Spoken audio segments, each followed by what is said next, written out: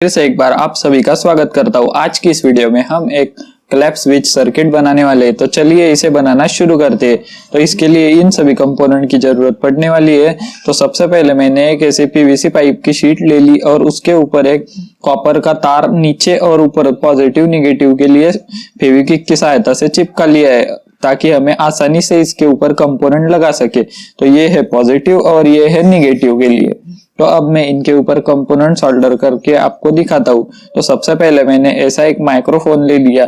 ये मैंने अपना वो जो हेडफोन रहता है उसमें का निकाला है, और इसकी जो व्हाइट वाली वायर है वो पॉजिटिव और जो ग्रीन वाली है वो निगेटिव वायर है। तो चलिए इसे यहाँ पे सोल्डर कर लेते हैं। तो जो पॉजिटिव वाली वायर है वो सीधा ही हमें पॉजिटिव के अंदर सोल्डर कर लेनी है।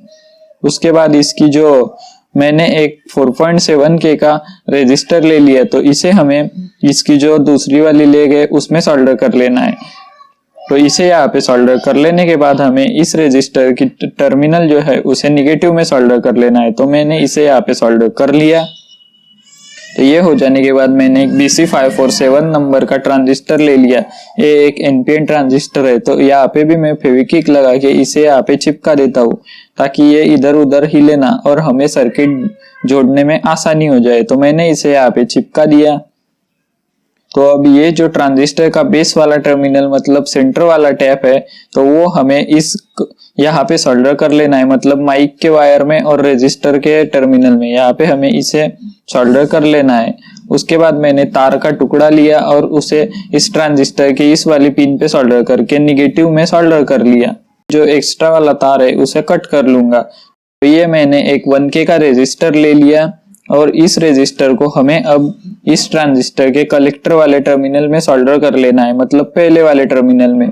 और यहाँ पे सोल्डर हो जाने के बाद इसको इस रेजिस्टर का जो बचा वाला टर्मिनल है उसे पॉजिटिव में सोल्डर कर लेना है। तो मैंने सोल्डर कर लिया, एक्स्ट्रा का वायर कट कर दिया। उसके बाद और एक BC547 नंबर का ही ट्रांजिस्टर ले लिया। तो इस ट्रांजिस्टर को भी मैं यहाँ पे चिपका देता हूँ फेविक्विक से। तो मैंने इसे चिपका दिया। अब इसका जो सेंटर वाला टर्मिनल है वो मैं इस रेजिस्टर के और इस ट्रांजिस्टर के टर्मिनल पे सोल्डर कर लेता हूँ। तो ये मैंने यहाँ पे सोल्डर कर लिया। अब ये वाला वायर लेके इसका जो सबसे लास्ट वाला टर्मिनल है ट्रांजिस्टर का उसे निगेटिव वाले तार पे सोल्डर कर लेता हूँ। तो ये मैंने सोल्डर कर लिया।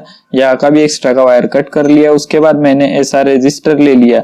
ये 330 ओम का रेजिस्टर है और ये जो है ये 1K का रेजिस्टर है। तो ये मैं अब यहाँ पे लगा देता हूँ। तो यहाँ पे लगा दिया इस ट्रांजिस्टर के कलेक्टर में, और ये जो दूसरा वाला रेजिस्टर है उसे पॉजिटिव में सोल्डर कर लेना है। तो ये यहाँ पे सोल्डर कर लिया। तो ये सोल्डर हो जाने के बाद मैंने एक पेपर कैपेसिटर ले लिया जिसका नंबर 104 है, मतलब ये 0.1 फेराइट का है। तो इसकी जो कलेक्टर वाली लेग है उसे एक जगह ट्रांजिस्टर के कलेक्टर में सोल्डर कर लिया और इस कैपेसिटर। उसके बाद मैंने एक 555 नंबर का आईसी ले लिया। तो ये है आईसी का जो 4 नंबर और 8 नंबर का पिन है वो हमें एक जगह पे सोल्डर कर लेना है।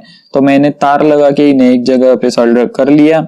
उसके बाद इसका जो 6 और 7 नंबर का पिन है उसे भी एक जगह पे सोल्डर कर लेना है। तो मैं इसे ऐसे बेंड कर लेता हूँ और यहाँ पे सोल्डर कर लेता हूँ। तो मैंने इसे भी यहाँ पे सोल्डर कर लिया। तो अब यहाँ पे हमें इसकी जो 3 नंबर वाली लेग है 2 नंबर वाली उसे इस कैपेसिटर के टर्मिनल में सोल्डर कर लेना है। उसके बाद इसे मैंने पॉजिटिव के अंदर लगा दिया, इसका जो 4 और 8 एक किया था वो। उसके बाद मैंने एक वायर कॉपर का तार ले लिया और उसे 1 नंबर में और निगेटिव में सोल्डर कर लिया।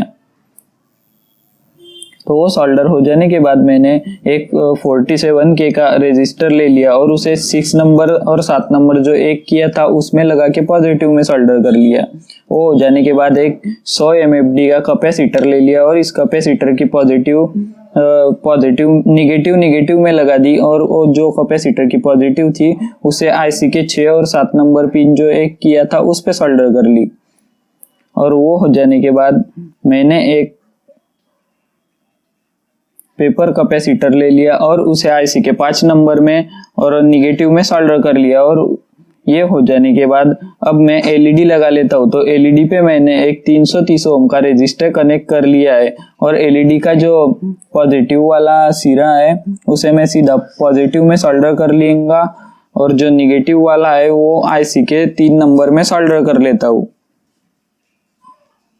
तो ये सोल्डर हो जाने के बाद में पॉजिटिव और निगेटिव में बैटरी कनेक्ट के लिए 2 वायर लगा देती हूँ और यहाँ पे मैंने 2 वायर सीरीज कर ली है बैटरी और उसमें के पावर इसको दे दी है। अब मैं आपको इसे टेस्ट करवा के दिखा देता हूँ। तो जैसे ही यहाँ पे क्लैप हो जाएगा वैसे ही इसका जो लाइट लगाया हुआ है वो ऑन हो जाएगा। तो मैं आपको इसकी टेस्टिंग करके बताता हूँ। अब तो ये लाइट ग्लो करने लग जाएगा। यहाँ पे आप रिले लगा के कोई बड़ा ट्यूबलाइट, एलईडी लाइट या कुछ भी चला सकते हो। तो अब जैसे ही इसके सामने कुछ बजेगा तो ये जो लाइट है ये ऑन हो जाएगा।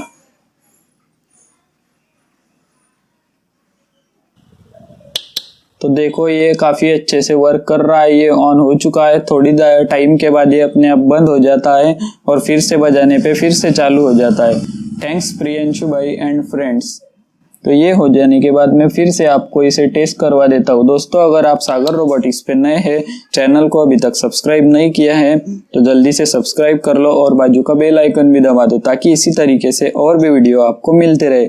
और इस प्रोजेक्ट का जो सर्किट डायग्राम है वो भी मैं आपको आगे दे देता हूँ ताकि आपको इसे बनाने में कोई प्रॉब्लम ना आए। और वीडियो में बोलने में काफ़ी बार गलती हो जाती है, इसलिए सॉरी। तो मैं अब आपको इसका आगे में सर्किट डायग्राम जो है वो दे देता हूँ। तो मैं मिलता हूँ आपको अगली वीडियो में।